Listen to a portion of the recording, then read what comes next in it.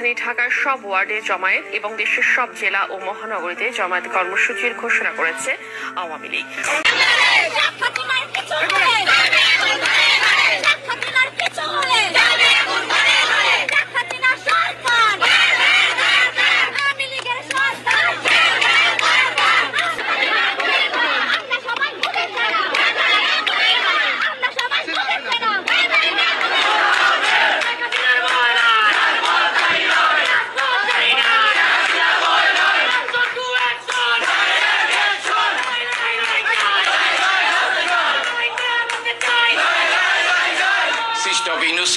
ক্ষমতা থেকে সরানো না পর্যন্ত আমাদের লড়াই অব্যাহত রাখবো, আমাদের লড়াই চলবে। জনগণের জয় ইনশাআল্লাহ হবে, মুক্তিযোদ্ধারা কখনো হারে না। আছে জোর লড়াই, মুক্তিযুদ্ধ বনাম মুক্তিযুদ্ধ বিরোধী, সেই লড়াইয়ে যাতে আমরা জিততে পারি, জিতবো, এটা কোনো সন্দেহ নাই।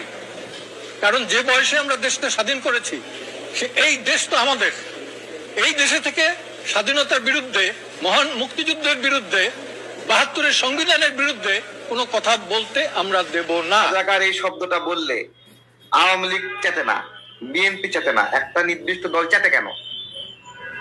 আমার এখানেই প্রশ্ন যে তারা রাজাকার শব্দটা বললে রাগে কেন? তাদের রাগের কারণ কি? তারা না বলে তাদের চেয়ে আওয়ামী লীগে বেশি রাজাকার, তাদের চেয়ে বিএনপিতে বেশি রাজাকার, তাহলে রাজাকার বললে তারা চেতবে, কিন্তু তারা কেন চেততেছে? এই কথার মধ্যে সব উত্তর রয়েছে।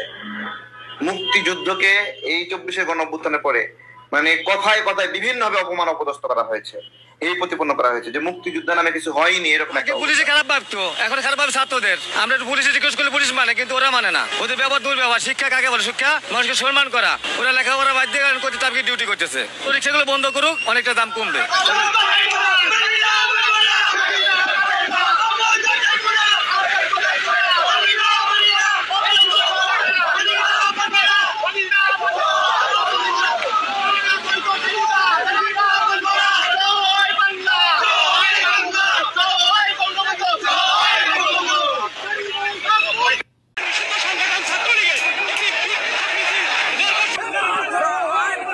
আপনাদেরকে শুভেচ্ছা। ১৬-১৭ সর্বাত্মক শাটডাউন পালন করার আহ্বান জানাচ্ছি। শেখ হাসিনার বিকল্প শেখ হাসিনা।